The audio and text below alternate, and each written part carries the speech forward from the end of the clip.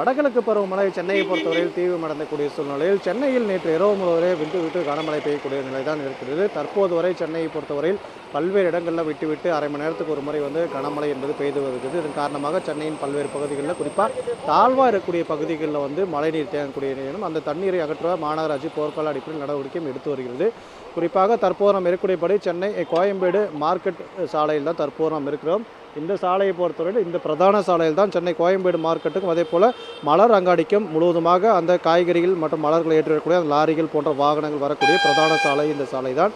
நேற்று இரவு முழுவதுமே தொடர்ச்சியாக விட்டு கனமழை பெய்த காரணத்தினாலும் இன்று காலை முதல் தொடர்ச்சியாக மழை என்பது விட்டு பெய்யக்கூடிய காரணத்தினாலும் இந்த பகுதியில் தண்ணி என்பது சாலை முழுவதுமே தற்போது தேங்கக்கூடிய காட்சிகளை பார்த்து வருகிறோம். குறிப்பாக இந்த பகுதியில் மெட்ரோ பணிகளுமே நடைபெற்று வருகிறது.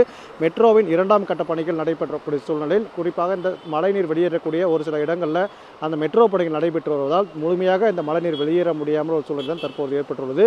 மாநகராட்சியை பொறுத்தவரையில் அந்த தண்ணீரை வெளியேற்றுவதற்கு மின் மோட்டார்கள் மூலமாக தற்போது மாற்று ஏற்பாடும் செய்யப்பட்டு அந்த பணிகள் நடைபெற்றக்கூடிய சூழ்நிலையில் தொடர்ச்சியாக மழை என்பது விட்டு பகுதியிலிருந்து கனமழை பெய்யக்கூடிய காரணத்தினால் தண்ணீர் என்பது குறையாமல் அதிக அளவில் இருப்பதாக மாநகராட்சி அதிகாரிகள் தரப்பும் தெரிவிக்கிறாங்க. இதன் காரணமாக இந்த சாலையில் போக்குவரத்து என்பது பொதுமக்கள் மற்றும் அந்த இருசக்கர வாகனங்கள் செல்ல முடியாத ஒரு சூழ்நிலை தான் மற்றும் 4 சக்கர வாகனங்கள் மட்டுமே ஊர்ந்து செல்லக்கூடிய நிலையில் தான் தற்போது இருக்கிறது.